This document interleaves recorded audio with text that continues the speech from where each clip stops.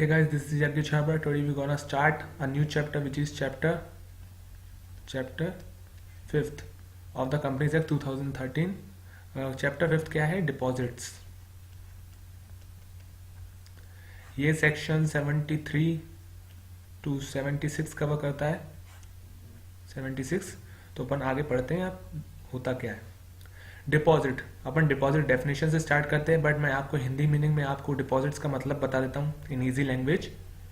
Deposit क्या होता है? एक तरह का फाइनेंशियल इंस्ट्रूमेंट है. Financial instruments. Let's take a example of Tata. Tata क्या है? टाटा एक नया प्रोजेक्ट स्टार्ट करने वाला है और उसे फंड की जरूरत है. उसे फंड ऐसा चाहिए जो मैं रिपेमेंट कर दूं, मतलब वो शेयर तो इशू करेगा नहीं, तो उसे इनडायरेक्ट कैपिटल चाहिए in terms of a loan.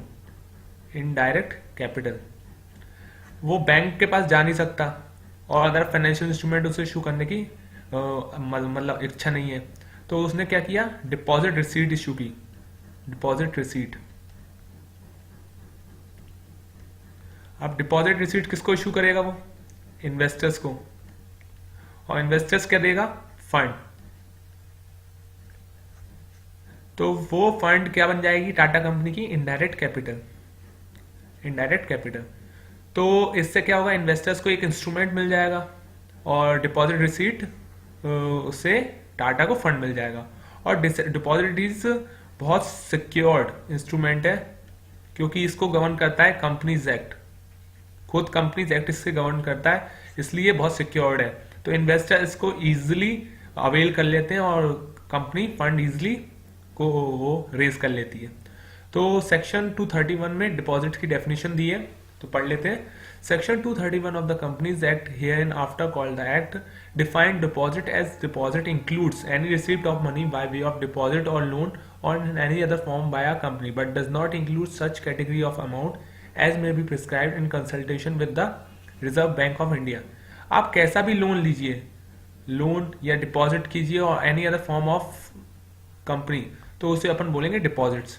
Means आप कैसे भी इनडायरेक्ट कैपिटल को रेज कर रहे हैं, बट एक्सक्लूड बैंक से, जिसमें आपको आरबीआई की कंसल्टेशन से लेनी पड़े, वो डिपॉजिट नहीं होगा. ओके. तो अब पढ़ते हैं what is eligible company. Eligible company मतलब जो डिपॉजिट को रेज कर सके, डिपॉजिट इशू कर सके. First of all, eligible company means a public company. Public company क्यों? क्योंकि प्राइवेट कंपनी तो पब्लिक से पैसे मंगवा ही नहीं सकती. वो डिपॉजिट इशू कर सकती है सिर्फ ओनली मेंबर्स, जिसके जो 200 मेंबर्स होते हैं, उसके मेंबर्स हैं, वो उनसे सिर्फ वो डिपॉजिट ले सकती है. तो ये डिपॉजिट बाय मेंबर्स होगा और ये डिपॉजिट बाय पब्लिक होगा. तो एलिजिबल कंपनी क्या है? Public company. पहली बात तो सेक्शन 76 में उसकी कैपिटल कितनी है? Have a net worth of 100 crore rupees and turnover of not less than 500 crore rupees. मतलब उसकी जो नेटवर्थ है, नेटवर्थ वो 100 करोड़ है और उसकी जो टर्नओवर है 500 करोड़ है. ओके. और was obtained the prior consent of the company in a general meeting by means of a special resolution and also filed with the said resolution with the registrar of a companies where applicable with the Reserve Bank of India therefore making an invitation to the public for acceptance of deposit. मतलब आपने अगर ये जो quantitative criteria वो आपने fulfil किया, तो qualitative मतलब आपको एक रिजोल्यूशन पास करना पड़ेगा और रजिस्ट्रार ऑफ कंपनी को आपको वो भी करना पड़ेगा. Provided that eligible company which is accepted deposit within the limits prescribed under clause C of subsection 1 and section 180 में accept deposit by means of ordinary resolution. जो 181 और सी में जो कंपनी प्रिस्क्राइब्ड है, वो ऑर्डिनरी रिजोल्यूशन से भी वो डिपॉजिट इशू कर सकती है. Prohibition on acceptance of deposit from public. Section 73(1) पहले बोलता है कि आप प्रोहिबिशन आपके ऊपर कैसे, आप डिपॉजिट कब इशू नहीं कर सकते. Such no company shall invite accept or renew deposit. क्या क्या टर्म्स है? इनवाइट करो या एक्सेप्ट करो या रिन्यू करो, ये कीवर्ड्स होते हैं जो आपको, जैसे आप किसी सीएस का एग्जाम दे रहे हैं तो ये कीवर्ड्स हैं, तो आप इन्हें यूज करेंगे तो आपको एक्स्ट्रा मार्क्स मिल सकते हैं। डिपॉजिट्स अंडर द इस act from the public accept in a manner provided under chapter 3। मतलब आप अगर चैप्टर 5 को फॉलो नहीं कर रहे हैं, चैप्टर 5 जो इसका इससे गवर्न करता है, तो आप डिपॉजिट इशू नहीं कर सकते। एक्सेप्शन क्या क्या है?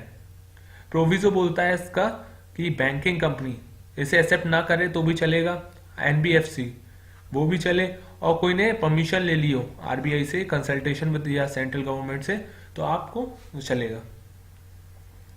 अब कंडीशंस क्या है एक्सेप्टेंस ऑफ डिपॉजिट के लिए, तो अपन वो पढ़ चुके हैं। पहले तो आपको जनरल मीटिंग में रिजोल्यूशन पास करना है, और सेकंड आपको आरबीआई से अप्रूवल लेनी है। ओके, तो दिस इज आर 2 कंडीशंस। और बाकी भी बहुत कंडीशन होती है, जैसे एडवर्टाइजमेंट करना है आपको, एडवर्टाइजमेंट, आपको सिक्योरिटी होनी है, ट्रस्ट डीड बनेगी, ट्रस्ट डीड जिसमें आपको एक डिपॉजिटर अपॉइंट करना है, डिपॉजिटर जो इसकी ट्रस्ट डीड को फॉलो करेगा। उसके बाद इंश्योरेंस, डिपॉजिट इंश्योरेंस जो एक नया टर्म है कंपनीज एक्ट में, इंश्योरेंस। उसके बाद आपको रिटर्न फाइल करना पड़ेगा। तो ये अब अपन आगे कंडीशन पढ़ेंगे, advertisement, security, trust deed, deposit insurance, ये सब रूल में, जो रूल 3 है उसमें मेंशन किया हुआ है। तो first, term and condition of acceptance of deposit. First, rule 3 से गवर्न करता है, चैप्टर 5 इसका गवर्न करता है, बोल रहे हैं no company under subsection 2 of section 73 and no eligible company. मतलब 2 कंपनियां हैं इसमें, एक कंपनी है और एक एलिजिबल कंपनी। एलिजिबल कंपनी की डेफिनेशन अपन पढ़ चुके हैं। Shall accept or renew any deposit, whether secured or unsecured, which is repayable on demand or upon receiving a notice within a period of not less than 6 months or more than 36 months from the date of acceptance or renewal of the such deposit। मतलब जो term होगा, जो term है deposit का वो क्या हो सकता है, 6 मंथ से लेस नहीं हो सकता, 6 मंथ से लेस नहीं हो सकता, और 36 मंथ से ज्यादा नहीं हो सकता। तो आप इसको इशू करेंगे। तो ये सबसेक्शन रूल 3 बोल रहा है। अब उसका एक्सेप्शन भी नीचे दिया है। A company may for the purpose of meeting any short term requirement of fund accept or renew such deposit or repayment after earlier than 6 months. मतलब जो 6 मंथ से पहले नहीं हो सकता ना, उसका ये प्रोविजन है। From the date of accept deposit or renewal, as the case may be, subject to the such condition that such deposit shall not exceed 10% of the aggregate of the paid up share capital and free reserves। मतलब जो आपका जैसे 100% है, वो आपने 6 months और 36 months जो condition है उसके बीच में आपने इशू किया है। तो आपको जो 3 मंथ्स का जो नोटिस है, आपको 3 मंथ टू 6 मंथ्स के पहले रिडीम करना है, तो वो 10% ऑफ द किसका नहीं होगा, aggregate share capital and free reserve से नहीं हो सकता, ज्यादा नहीं हो सकता, उससे कम तो चले गई। Such deposit are repayable not earlier than 3 months. मतलब आपको जो 3 मंथ्स है, इसकी अब लिमिट 3 मंथ हो गई। ये 6 मंथ था, इससे हटके 3 मंथ्स हो गई, लेकिन उसमें 10% एक लिमिट दी हुई है। आगे चलते हैं। Rule 3(4) state that no eligible company shall accept or renew. मतलब कोई भी कंपनी हो वो एक लिमिट से ज्यादा डिपॉजिट इशू नहीं कर सकती। फर्स्ट, अगर आप मेंबर से ले रहे हो, और सेकंड आप पब्लिक से ले रहे हो, तो 2 कंडीशन है। अगर आप मेंबर से ले रहे हो तो वो 10% aggregate paid up capital and free reserve से ज्यादा नहीं हो सकता। और अगर आप पब्लिक से ले रहे हैं तो वो 25% of the aggregate paid up capital and free reserve से ज्यादा नहीं हो सकता। ये जो नंबर्स हैं इन्हें याद रखना बहुत इंपॉर्टेंट है, क्योंकि यही प्रोविजंस होते हैं। 10%, 25 किसके, पेड अप कैपिटल के और प्लस फ्री रिजर्व्स के। तो ये थोड़ा कीवर्ड्स हैं जो आपको ध्यान में रखने पड़ेंगे। अब रूल 3(5) ऑफ द कहते हैं डिपॉजिट बाय, अगर कोई गवर्नमेंट कंपनी है तो ये 10 और ये 25 लिमिट बढ़कर कितनी हो जाएगी, 35%। ओके। अब वो क्या है यहाँ पर, अगर जब आप रिजोल्यूशन पास करेंगे तो आपको एक सर्कुलर भेजना पड़ेगा, जो मेंबर, जो अगर मेंबर्स को इशू कर रहे हैं मेंबर्स को, या पब्लिक को कर रहे हैं तो पब्लिक को, तो वो फॉर्म में किस में जाएगा, डीपीटी 1 में, जो रूल 4 बोल रहा है। अब रूल 5 बोल रहा है डिपॉजिट इंश्योरेंस। डिपॉजिट इंश्योरेंस एक ऐसा है कि अगर कोई कंपनी डिफॉल्ट करती है पेमेंट में जो डिपॉजिट के, तो इंश्योरेंस कंपनी क्या करती है, उसे रीइंबर्समेंट कर देती है, मतलब आपको लॉस से बचाती है, तो उसका इंश्योरेंस करना पड़ेगा। ये न्यू प्रोविजन है जो कंपनीज एक्ट 2013 में एडेड किया गया है, तो इसको पढ़ लेते हैं। Every company shall refer to in subsection 2 of the section 73, and every eligible company inviting deposit shall enter into the contract for providing deposit insurance at least 30 days before the issue of circular or advertisement, or at least 30 days before the date of renewal, as the case may be। इसमें दो बोला है, 30 days before the date of the issue of circular and 30 days before the issue of renewal। क्या होता है, renewal एक अपन जब accept कर रहे हैं, जो न्यू डिपॉजिट को एक्सेप्ट करेंगे, और जो अपना डिपॉजिट एग्जिस्टिंग है, एग्जिस्टिंग जो डिपॉजिट है, उन्हें क्या करेंगे, रिन्यू करेंगे, रिन्यूएबल। तो दो टर्म्स है, आपको मैं रिन्यूअल का मतलब अभी बाद में बताऊंगा, अभी आप इसको ऐसे समझ लीजिए। तो उसके लिए आपको डिपॉजिट इंश्योरेंस लेना पड़ेगा। रूल 6 बोलता है creation of security. Creation of security में कोई भी ऐसी एसेट आपको सिक्योरिटी के लिए लेनी पड़ेगी जो 100% किसको कवर कर रहा है, डिपॉजिट के अमाउंट को। बस इसको इंटेंजिबल एसेट्स को एक्सक्लूड करेंगे, क्योंकि इंटेंजिबल एसेट्स की कोई ज़्यादा वैल्यू नहीं होती और वो डेप्रिशिएट एमोटाइज होती रहती है।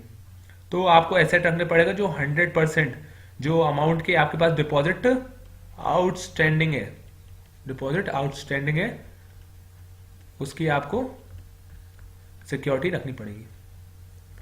अब जो डिपॉजिट्स के लिए, जैसे डिबेंचर्स के लिए डिबेंचर ट्रस्टी आता है, उसके लिए डिपॉजिट के लिए डिपॉजिट ट्रस्टी आएगी।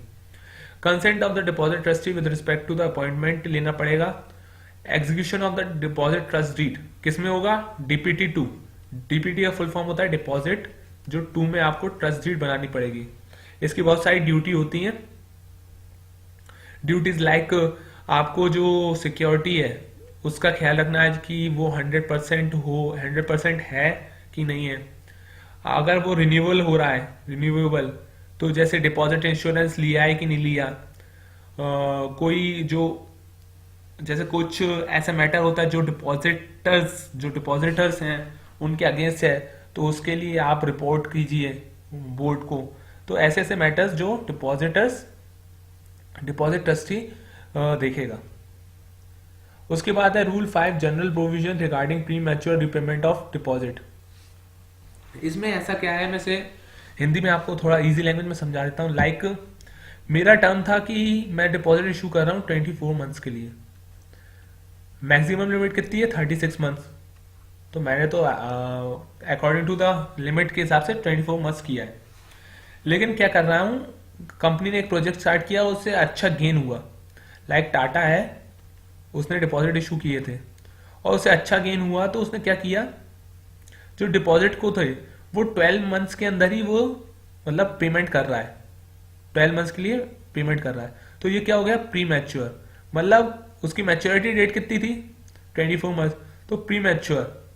तो उसमें उन्होंने बोला है जैसे आपका 12% इंटरेस्ट देना था आपको और आप प्री मैच्योर कर रहे हैं, तो आप सिर्फ 11% इंटरेस्ट दीजिए, मतलब 1% रिड्यूस कर दीजिए। आपका कोई भी रेट हो उससे 1% रिड्यूस कर दीजिए रेट को। तो ये हो गया प्री मैच्योर का केस। तो अब अभी अपन पढ़ लेते हैं। When a company makes a repayment of deposit on the request of the deposit after the expiry of the period of 6 months from the date of such deposit but before the expiry of the period of such deposit was accepted, the rate of interest payable on such deposit shall be reduced by 1% from the rate which the company would have been paid had the deposit have been accepted for the period for which such deposit had actually run, and the company shall not pay interest at a higher than the rate so reduced। वही है जो मैंने आपको हिंदी मतलब इसी language में बताया, but उसका एक्सेप्शन क्या है, रूल 3 जो अपन ने पढ़ा था ना 3 मंथ्स वाला। जो एक्सेप्शन था जिसमें 10% of the aggregate share capital, बस वो एक्सेप्शन है, बाकी ये पूरा वही है। अब एक और रहता, एक और प्रोविजन है, एक और प्रोविजन है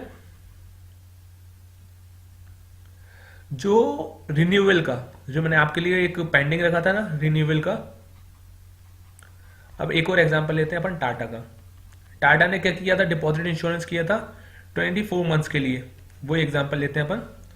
तो टाटा के पास क्या था, अब डेट आने लगी 24 मंथ्स, तो टाटा सोच रहा है कि अभी इतनी जल्दी तो पेमेंट मैं कर नहीं पाऊंगा, कि 2 महीने बचे हैं और इतना सारा मैं पैसा ला नहीं पाऊंगा। तो क्या करते हैं, इस जो डिपॉजिट है लाइक 90% डिपॉजिट बचे हैं, इसे मैं रिन्यू कर लेता हूँ फिर से 36 जो 24 मंथ्स के लिए फिर रिन्यू कर सकता हूँ। तो वो जब रिन्यू करेगा, लाइक अभी 12% रेट ने इसने इशू किए थे, तो जब वो रिन्यू करेगा तो वो +1% के साथ रिन्यू करेगा, मतलब उसका जो रेट ऑफ इंटरेस्ट है वो 1% से बढ़ जाएगा। अगर वो प्री मैच्योर करता है तो यही जो 1% है वो रिड्यूस हो जाता है, और जब वो रिन्यूअल करता है वो उसका +1% हो जाता है। तो ये है प्रोविजन। अब रूल 16 में दिया है रिटर्न। जब भी आप कुछ डिपॉजिट रिसीट इशू कर लेते हैं तो एक आपको एक रिटर्न फाइल करना पड़ता है, वो रजिस्ट्रार के पे वो DPT 3 में जाएगा, और 30th day of June of every year में आप उसे फाइल करेंगे। मतलब एवरी ईयर आप फाइल करेंगे before 30th day of June आपको रिटर्न फाइल करने पड़ेगा, वो भी DPT 3 में। ओके, तो ये हो गया चैप्टर एंड।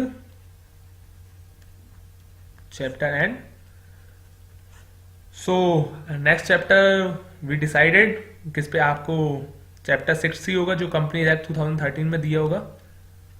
तो तब तक के लिए thank you. Please like, subscribe, comment and keep motivating me. Thank you.